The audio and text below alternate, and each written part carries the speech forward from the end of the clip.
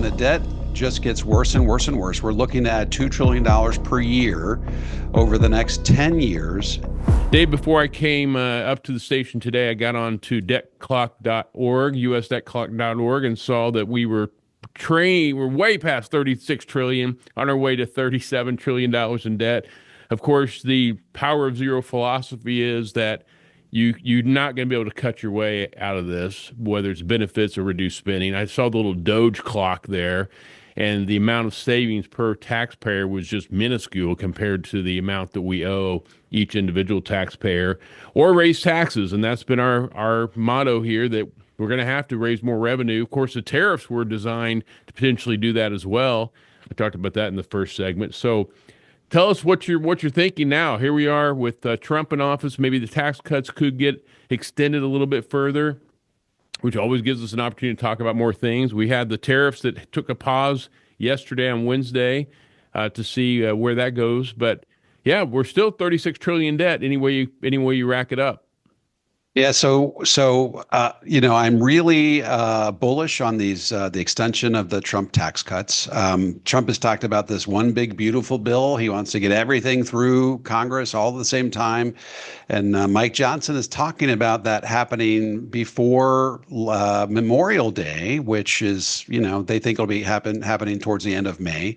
So I think they're going to extend the Trump tax cuts. I actually didn't feel all that great about it. I felt like with these tariffs that he was losing a lot of his political capital. But now that he's changed course, I think he's sort of regained some of that political capital. And I think that he's going to have enough votes. He took Lee Stefanik off of the ambassadorship to the UN just so that they could have that margin of victory to be able to pass this stuff through budget reconciliation. So I think they're going to get another 8 years through budget reconciliation of these Trump tax cuts. The only downside of that is it's going to cost the taxpayers another $5 trillion unless they cut spending elsewhere. So you're right. I mean, the debt just gets worse and worse and worse. We're looking at $2 trillion per year over the next 10 years, and you add another $5 trillion on top of that. If we have the Trump tax cuts extended, that's going to push us to $60 trillion of debt by 2035. That's a big deal. In fact, Penn Wharton has finally sort of warmed up to this whole national debt discussion. They recently put out a survey, a study that says that if we don't right our fiscal ship of state, by 2040, debt to GDP will be 200%. And at that point, no combination of raising spending or reducing taxes will arrest the financial collapse of our country. So we're sort of painting ourselves into a corner here. We extend the Trump tax cuts. That means we have 2034 through 2040 to get things right. And every year that you postpone means the fix on the back end is even more draconian and more austere.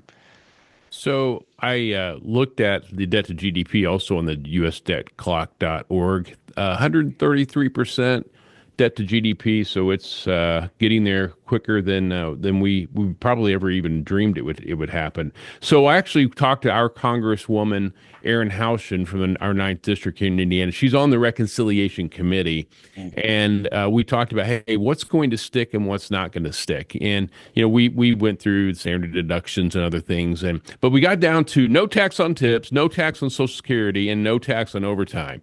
So she said, again, explaining reconciliation, if you give something here, you have to make it up over here. You have to figure out how to pay for it. So no tax on tips, she said they can reconcile that. So she anticipates that actually happening.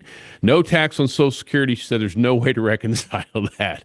And no tax on overtime, she said absolutely no way to reconcile that. So it looks like we may get no tax on tips, but I don't work for tips, so it doesn't affect me. But it does affect a lot of servers out here at our local wonderful restaurants here in Bloomington, Indiana. So just a little inside information from that Reconciliation Committee, Dave.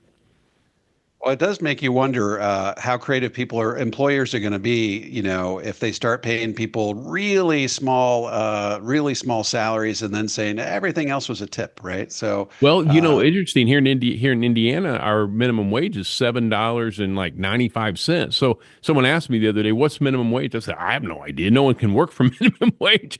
So I had to go into our break room and look at the big poster on the wall. So you're right. I may just start paying everyone $7.95, and everything else, guys, is tips. I don't have to pay Social Security. Everything else is tax free. Yeah, yeah.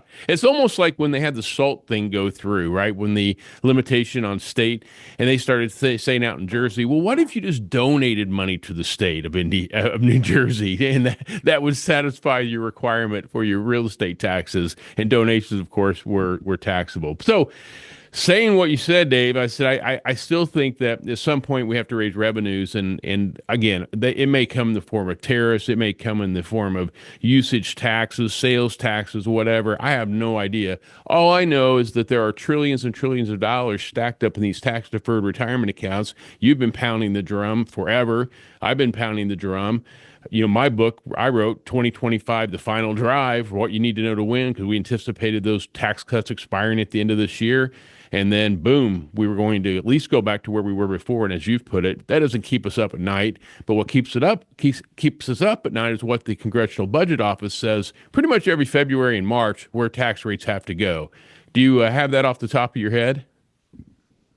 Gosh, I they've didn't write it said, down, but I know it's way up, like double, like yeah, double. like David Walker, former comptroller general, said that effective tax rates have to double. Back in 2008, Congressional Budget Office said back when we had the 15, that would have to become 25. The 25 would become 66, and the 35 would become 88, something like that. So it's an effective doubling of tax rates over time. I mean, that's how much revenue they need sort of infused into the system. It's just, we are spending our way. I mean, we're spending way more money than we have. We're putting on the nation's credit card and expecting our kids to pay for it, and that's just wrong. I actually no longer think it's going to be the kids that pay for it. I think it's going to be us. I think it's going to be you and me, and all taxpayers are going to have to foot the bill for this because you can't keep kicking the can down the road forever. And I think that when the Trump tax cuts expire, I used to think the tax rates were going to rise gradually. I think we're going to get to 2034 and they're going to say, hey, we got 6 years before we hit this point of no return. We've got to raise massive amounts of revenue right now. So I think we're going to see a precipitous rise of tax rates in 2034. Just because we're going to be so hard up for cash at that point, we're going to have to take drastic measures.